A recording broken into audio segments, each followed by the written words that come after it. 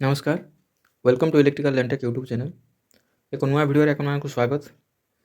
यही भिडियो आम चर्चा करवा आज जोटा कि एग्जाम होता एटीओ रो असिस्टेंट टेक्निकल ऑफिसर जोटा कि एटीओ रो तार आज सर्ट लिस्टेड रिजल्ट आसी सारी जोटा कि प्रिलिमिनारी एग्जाम हो सारी आमर 14 तारीख रे होता 14/7/2024 तार आज प्रोविजनल प्रिलिमिनारी एग्जाम रो रिजल्ट आसी सारी जोटा कि डिप्लोमा कैंडिडेट मानक और डिग्री कैंडिडेट जो मानक थे से आसी आईटीआई कैंडिडेट मानकर वर्तमान पर्यंत आसी ना। तो चलतु बर्तमान देखी नवा जे रिजल्ट केमी रही केते जन सिलेक्ट होती आ कौन कट ऑफ रही चलतु डिटेल जानी नवा। बर्तमान ये देखिए आप नोटिस आउट हो सारी 3 तारीख list of candidate provisional shortlisted for appearing that written test examination ATO diploma और डिग्री 2024 ठीक अच्छे। तो 30/3/2024 जो एडवर्टाइजमेंट था तार अनुसार रिजल्ट आसी बर्तमान जाना तार डिटेल पीडीएफ टी देखी ना। चलतु देखिए ये हूँ तार डिटेल पीडीएफ जोटा कि 3/8/2024 आज डेट्रे डिटेल आउट हो सारी गोटे मेन कथाटी मेंशन देखो डिप्लोमा डिग्री आईटीआई 3टा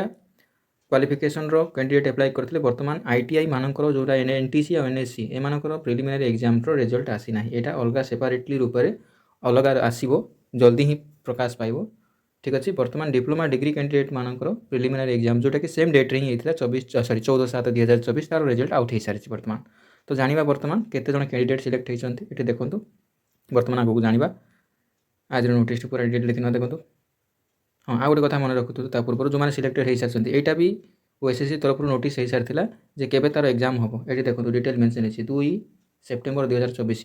तो यार मेन एग्जाम कंडक्ट होबार अच्छी 2/9/2024 जदि जो मैंने प्रिपेरेसन करुँच भल कथा जदि न ताले शीघ्र प्रिपेरेसन जारी रखु जोटा कि सिलेक्शन जो मैंने हो सारी कहीं आगू तार एग्जाम बहुत जल्दी होबार अच्छी मात्र समय अच्छी आम पाखे। तो चलते सर्ट लिस्टेड कैंडिडेट मान विषय जान जो मैंने सिलेक्टेड हो सारी से बेस्ट ऑफ लक मो तरफ। तो ये देखो नंबर ऑफ कैंडिडेट मेंशन कराई 688 688 जन total main return examination qualify कर सारी। तो ये रोल नंबर गुड़ाक मेंशन हो कैटेगोरी को ट्रेड्र केते जन स्टूडेंट को से सिलेक्ट कर कैंडिडेट को ये देखिए को ट्रेड से सिलेक्ट कर 10 जन को ता सहित डस्टमैन डस्टमैन 11 जन इलेक्ट्रीशियन 20 इंजीनियरिंग ड्राइंग ट्रेड रहा इंजीनियरिंग ड्राइंग ट्रेड जोटा कि सब अधिका कैंडिडेट सिलेक्टेड हो सारी ये देखिए टोटाल आइले आमर 230 कैंडिडेट्स ठीक अच्छे। बाकी जो मैंने आपण रोल नंबर मैच करें जो जो मैंने कैंडिडेट एपियर करते एग्जामिनेशन ठीक अच्छे। यहाँ आमर जो यही पीडीएफ टी आप टेलीग्राम चैनल में मिल जाव जदि टेलीग्राम चैनल जॉइन करना लिंक डिस्क्रिप्शन में मिल जाव आप निश्चित रूप से जॉइन करनी ये इनफर्मेशन पाइबा निमंते। तो ये देखूँ इलेक्ट्रोनिक्स कैटेगरी जोटा थी आम इलेक्ट्रोनिक मेकानिकल ट्रेड तार 10 जन आईटी आईसीटीएसएम ट्रेड ये रही 10 जन इंस्ट्रूमेंट मेकानिक भी 10 जन तार मेसीनिस्ट ट्रेड रही 25 जन मेकानिक डीजेल जोटा ट्रेड रहा 10 जन मेकानिक जोटा कि रहा यहाँ यही ट्रेडर जोटा अच्छी मेसीन मेकाट्रोनिक जोटा से ट्रेडर रहा मात्र 10 जन। बाकी अलग कैंडिडेट गुड़ा जोटा कि रेफ्रिजरेटर एयर कंडीशन ट्रेड मान 16 जन।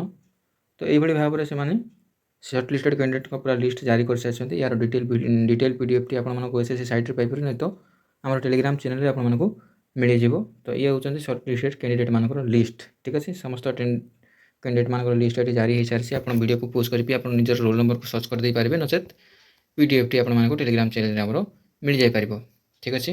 तो ये टोटाल ट्रेड्र आमर सर्ट लिस्टेड कैंडिडेट मान लिस्ट टी तो कि वर्कशॉप कैलकुलेशन और इंजीनियरिंग ड्राइंग जो मैंने थे से अधिका नंबर ऑफ कैंडिडेट को सिलेक्ट कर कहीं पोस्ट से अधिका था कहीं से प्रति पोस्ट 5 गुणा कैंडिडेट को से ग्रहण कर नहीं तो से हिसाब से प्रति ट्रेड्र से संख्यक नंबर ऑफ कैंडिडेट को सिलेक्ट कर।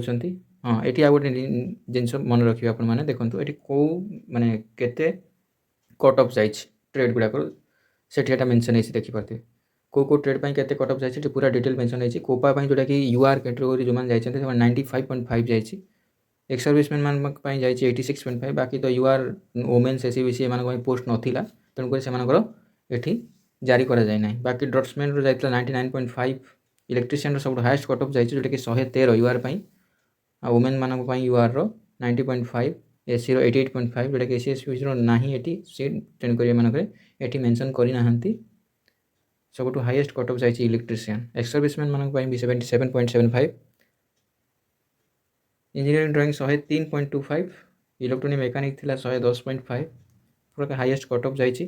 तो ये देखिए यही कट ऑफ अनुसार से सर्ट लिस्टेड कैंडिडेट लिस्ट को बाहर कर पूरा रहा सर्ट लिस्टेड कैंडिडेट मानकर मार्क जोटा कि सही मार्क अनुसार मैंने सिलेक्ट कर। तो आगु को यार मेन एग्जाम हबार अच्छी 2 सेप्टेम्बर 2024 तो प्रिपेरेसन जारी रखु जमीक आप सिलेक्शन नहीं पारे। जो मैंने सिलेक्शन होना से मन दुख करूँ ना कहीं यार पुणी थे पोस्ट आर आसबार अच्छी बहुत जल्दी यार पोस्ट आसबार अच्छे एटीओ।